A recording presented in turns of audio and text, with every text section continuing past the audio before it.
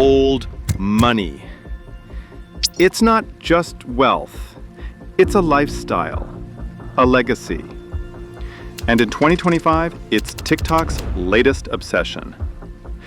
The old money aesthetic has racked up over 500 million views this year alone.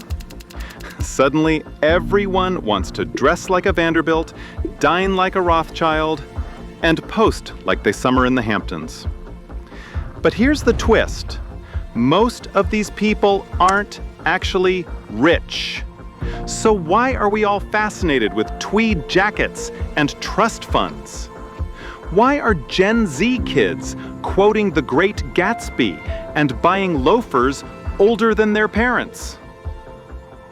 Let's break it down.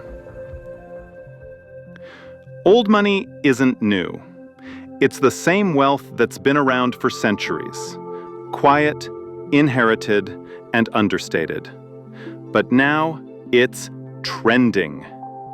Loudly. So what actually is old money? It's not about how much money you have. It's about where it came from and how you show it. Old money is generational wealth, passed down like heirlooms. Think ivy-covered estates, family crests, and a strict ban on flashy logos. It's less, look at me, and more, you already know who I am. And then there's new money. Loud, fast, earned, not inherited. It's tech founders in Teslas and influencers with Gucci belts the size of dinner plates. While new money flexes, old money whispers. It's cashmere over bling, polo over Prada. Because nothing says, I'm rich, like a 30-year-old sweater from Ralph Lauren. TV shows like Succession and The Crown have romanticized the old money lifestyle. So has TikTok, where teenagers in second-hand blazers pretend they went to boarding school in Switzerland. But here's where it gets interesting. Why now? Why is this centuries-old aesthetic suddenly dominating our screens, wardrobes, and algorithms? The first reason, nostalgia. In times of uncertainty, people crave stability. And let's face it, 2025 hasn't exactly been chill.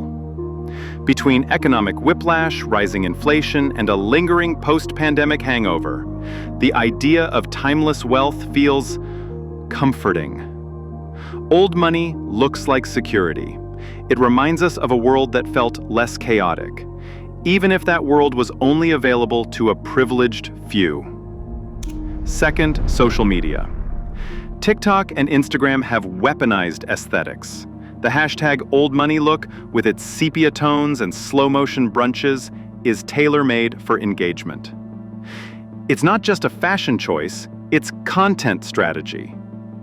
Creators pose beside vintage cars, quote Oscar Wilde, and sip espresso in French cafes they've never been to. It's cosplay, with really good lighting.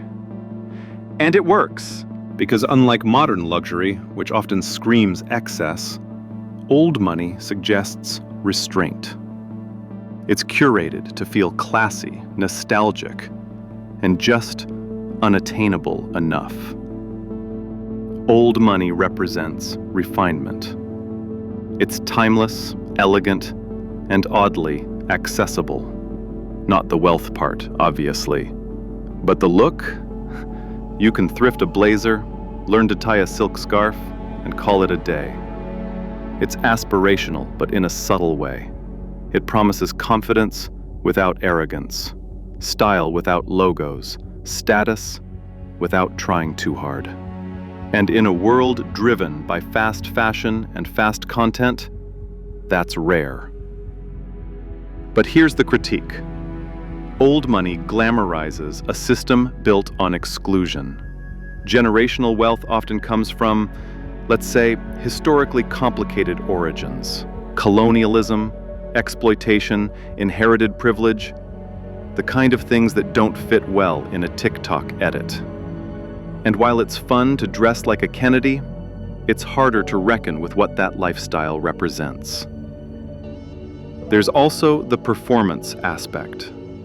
Are we genuinely drawn to these values, or are we just cosplaying class? Because let's be honest, most of us are not attending polo matches or sailing off the coast of Maine. We're mimicking an image, not living the life. That raises a bigger question. Where is this trend going? Well, it's already evolving. Gen Z isn't just replicating the old money aesthetic, they're remixing it. Thrifted vintage pieces, sustainable fashion, and DIY prep looks are on the rise. It's more inclusive, more conscious. Think Kennedy vibes on a community college budget.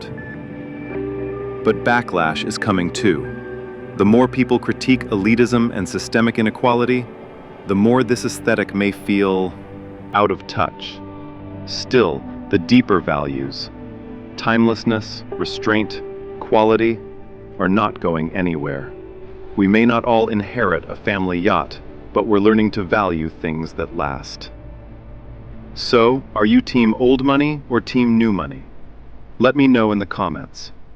Because in 2025, luxury isn't just about money, it's about meaning. Old money is trending not because we all want to be rich, but because we want to feel stable, stylish, and significant, even if it's just for a few seconds on a screen.